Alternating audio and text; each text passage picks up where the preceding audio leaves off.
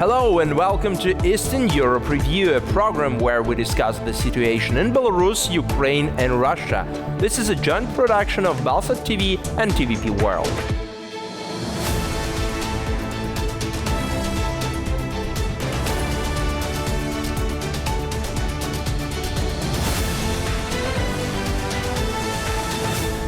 My name is Mr. Mickiewicz and here are the main topics. Shifting hybrid warfare, Putin and Lukashenka redirect focus from Poland to Latvia. Groups are different and they come. So we have this attempt every day. Russian propaganda in a tight corner. Ukraine advances on Kursk, leaving Kremlin warmongers speechless. They're lying on TV. They keep lying and lying. Bastards. No one saved us. People saved themselves. Those rogues from the administration are lying. They wore medals. They're lying, those rogues.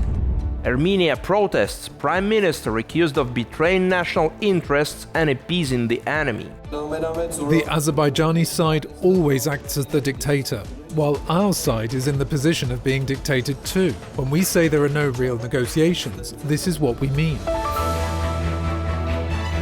Latvia is facing significant challenges due to illegal migration. In July, there were over 1,000 attempts to cross the Belarusian-Latvian border.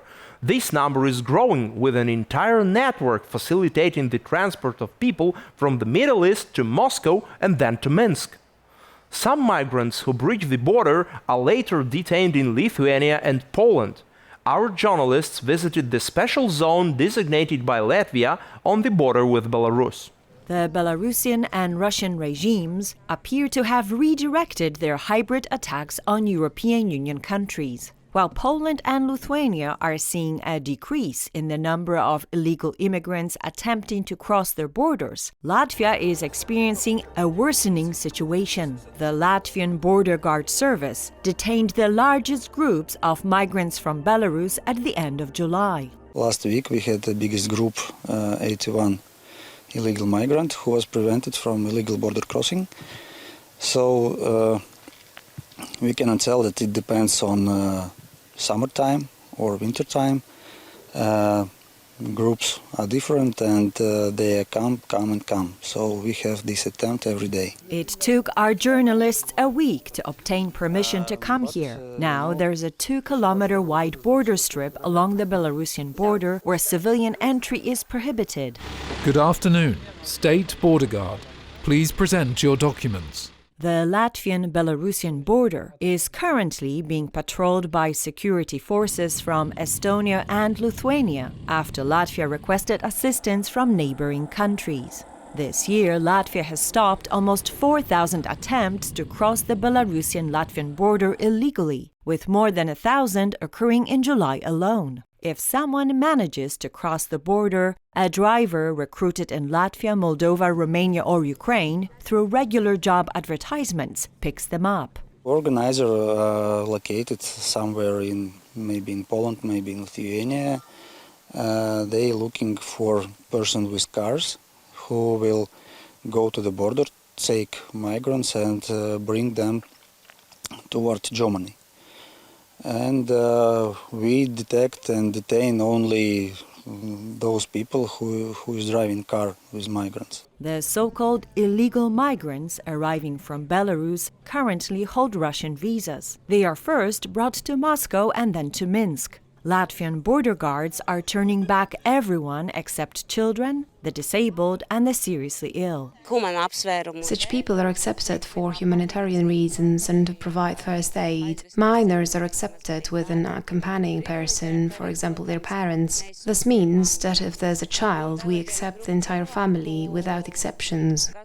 Out of almost 4,000 illegal migrants this year, only 12 have been accepted by Latvia. According to local security forces, the migrants have become aware of the rules. Nevertheless, they are still attempting to circumvent the law. For example, women sometimes claim to be the mother of another person's child in order to cross the border. There have also been instances where the Latvian border was crossed via the Dvina River by boat. This year, Latvia has built a fence along nearly 150 kilometers of its border with Belarus.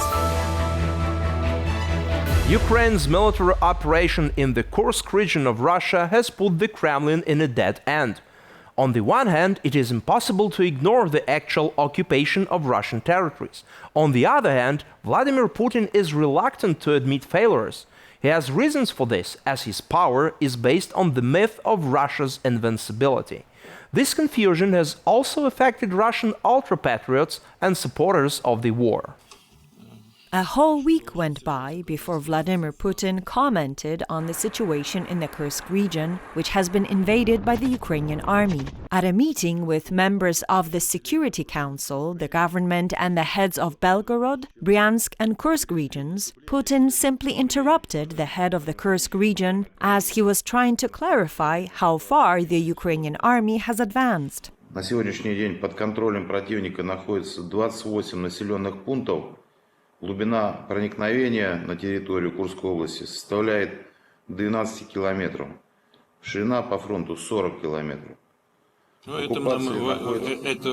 Послушайте, Алексей Борисович, это военное ведомство вам доложит, какая там ширина и глубина. Many military bloggers noted the governor's courage. After all, he was not afraid to disclose the real figures for the captured territories. Hello to the degenerates who say everything is fine and nothing terrible has happened. It's all the war bloggers who are spreading panic. Smirnov is a good guy. That's what a real governor should do. Report only the truth. There is a reason for the Russian president's calm reaction, and the fact that Putin does not want to publish information about the occupation of Russian territory is deliberate. This is certainly a blow to the reputation. We see that wartime censorship also applies to their own people. This is a difficult situation for the Russian political regime. They need to save face while playing badly. This is a serious territorial loss, and the Russian regime is forced, on the one hand, to repel the attack, and on the other to save face. Recognizing the fact of occupation is a serious reputational loss. Meanwhile, the Federation Council proposed punishing Z bloggers for the so-called fakes about the invasion of the Kursk region. The Telegram channels with millions of users, which report on the war, have become a key source of information for many Russians about what is happening in the border regions of Russia. They provide information such as the number of losses the country has suffered, which settlements are under the control of the armed forces of Ukraine, and so on. Now it seems the authorities want to control everything that is published there.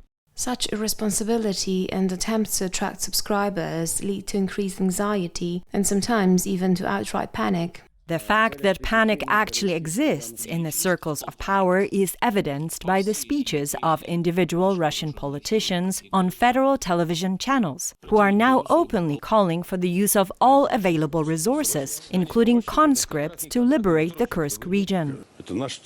This is our territory, and they're our servicemen who took an oath. According to all our laws, they're obliged to fulfill their military duty. What are we talking about now? Do I feel sorry for the boys? Of course. But we used to fight using conscripts. There were no contract soldiers in Afghanistan or during the Second World War. However, the Kremlin is unwilling to acknowledge the gravity of the situation. In his speech, Putin described the events in the Kursk region as a provocation. The Russian Foreign Ministry went so far as to label the breakthrough of foreign troops as a security incident. This kind of rhetoric angered some Russian military bloggers who saw it as an excuse for inaction. Another problematic term in state discourse is provocation. When we call something a provocation, we mean that someone is taking action with the expectation that we'll respond. But we're smart. We won't fall for this provocation. In other words, we'll do nothing.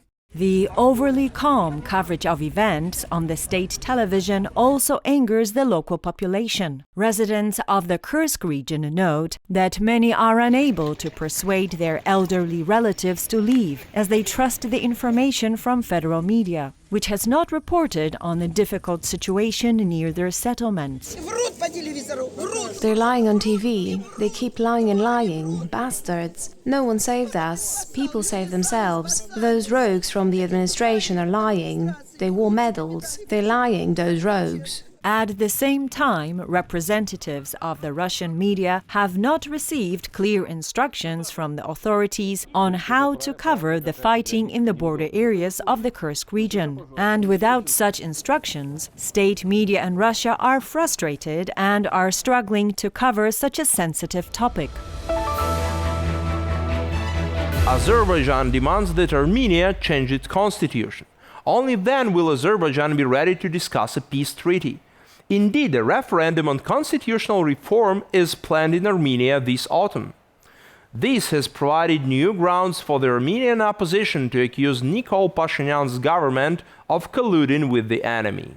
In Yerevan, the capital of Armenia, protesters are outraged by the authorities' plans to amend the country's basic law this autumn. People believe that the government is changing the constitution under the pressure from Azerbaijan. Armenian Prime Minister NikolPashinyan is accused of having already ceded part of the territories to the neighboring country, which the opposition refers to as the native Armenian lands. The Azerbaijani side always acts as the dictator, while our side is in the position of being dictated too. When we say there are no real negotiations, this is what we mean. Why should Azerbaijan engage in negotiations if it gets what it wants every day? First and foremost, Pashinyan is blamed for the loss of Nagorno-Karabakh, a region in present-day Azerbaijan. Its majority population was Armenian, and it was granted autonomy in 1926. After the collapse of the USSR in 1991, the so-called Nagorno-Karabakh Republic was proclaimed there. This state was not recognized by any country in the world, including Armenia.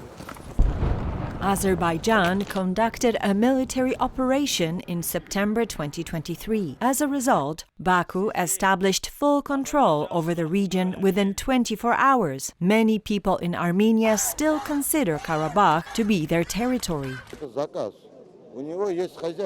The order comes from outside. The people don't want this. The constitution is being changed so that Armenia is no longer a sovereign state. In the preamble of the Armenian constitution, there is a reference to the Declaration of Independence of Armenia. This 1989 document does indeed mention the reunification of the Armenian Soviet Republic and Nagorno-Karabakh. The declaration is the main document. It's the birth certificate of the Republic. It's a very important document, and the constitution is also based on it. If this is removed, everything will collapse. Experts explain that the proposed amendments do not affect Armenia's territorial integrity. The changes pertain only to the provisions related to the structure of power in the Republic, specifically the reform and the role of the country's parliament. First of all, there must be a clear separation of powers. It's necessary to have practical, not just declarative guarantees of this separation at the constitutional level. This includes ensuring the independence of the judicial system and other institutions that should be independent, such as anti-corruption bodies and the prosecutor's office. We also need to enhance the role and capabilities of the parliamentary opposition. The current constitution of Armenia is considered one of the most democratic in the world. For example, it stipulates that the ruling party cannot hold more than 2/3 of the parliamentary seats. If election results show an excess, the additional mandates are redistributed from the ruling party to the opposition. This provision may now be abolished. To ensure the referendum is valid in the autumn, every fourth voter in the Republic, approximately 500,000 citizens, must go to the polling stations. Changes to the basic law will be approved or rejected by a simple majority of votes. That's all for today. Eastern Europe Review will be back next Sunday. Please stay with TVP World and stand with Ukraine.